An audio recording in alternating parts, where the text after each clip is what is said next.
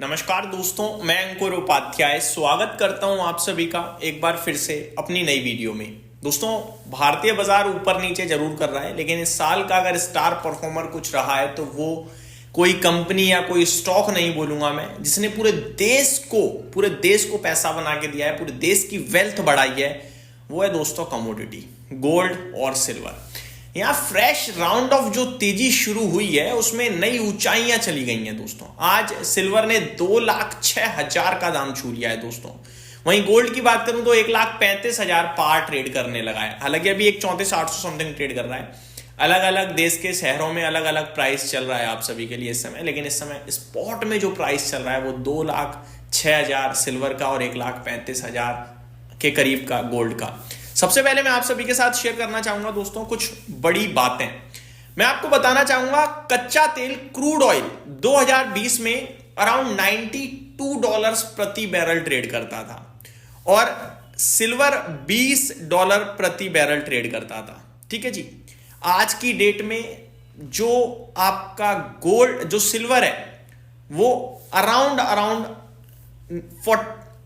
Exactly $65 something चला गया है और जो क्रूड आपका अराउंड $59 प्रति बैरल ट्रेड कर रहा है। दैट मींस एक तरफ आपका किस तरीके से कच्चा तेल घटा है और एक तरफ किस तरीके से सिल्वर बढ़ा है। इससे कोई रिलेशन नहीं है, लेकिन ये आपको ये बताता है कि आपका पैसा कहां लगाए, ये सबसे इंपॉर्टेंट है। क्रूड को कोई ऐसे खरीद के नहीं रखता है। क्रूड सस्ता हुआ है, सिल्वर महंगा हुआ है। सिल्वर ने 5 गुना आपके लिए रिटर्न्स बना के दे दिए हैं। हिस्ट्री है ये, फ्यूचर अलग हो सकता है लेकिन हिस्ट्री है ये। वहीं कच्चे तेल के प्राइसेस में लगातार गिरावट हुई है जो देश के लिए बहुत ही पॉजिटिव है, क्योंकि हम 85% अपने यूज जो करते हैं हम क्रूड उसका इंपोर्ट करते हैं, समझ लो।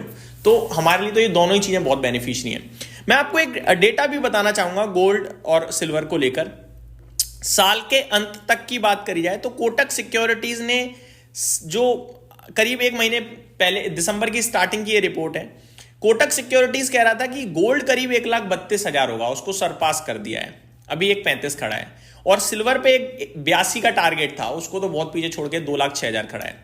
प्रो इंटेली ट्रेड कह रहे थे कि गोल्ड 1,33 हो जाएगा और चांदी 1,94,000 हो जाएगा। दोनों के टारगेट को सरपास कर दिया है। मैं बताना चाहूंगा सबसे बड़ा टारगेट जो था मोतीलाल ओसवाल का था साल के अंत तक का, जहां पे वो कह रहे थे कि 1,35,000 गोल्ड और सिल्वर 2 लाख, इनके दोनों टारगेट को मैच कर दिया एग्जैक्टली अगर देखा जाए तो। एंजल वन 1,33,000 गोल्ड को लेकर था, 1,90,000 सिल्वर को लेकर, ये भी ब्रेक कर दिया है। इनफैक्ट सबसे बड़ा टारगेट जो था वो केवल मोतीलाल ओसवाल का था, उसको भी सरपास कर चुका है।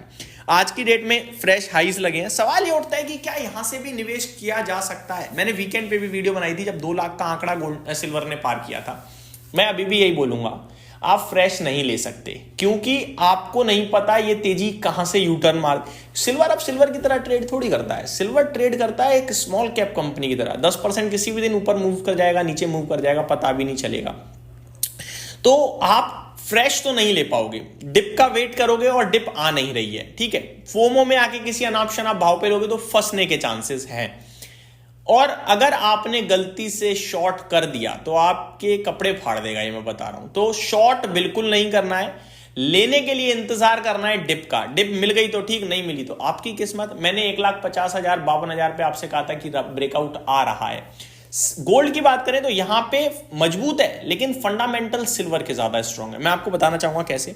दोस्तों, सिल्वर का इंपोर्ट हमारे देश में 5 टाइम्स हो गया है लगभग। अगर मैं लास्ट ईयर के कंपैरिजन में कंपेयर करूं तो month on month, year on year basis पे सिंगल मंथ में।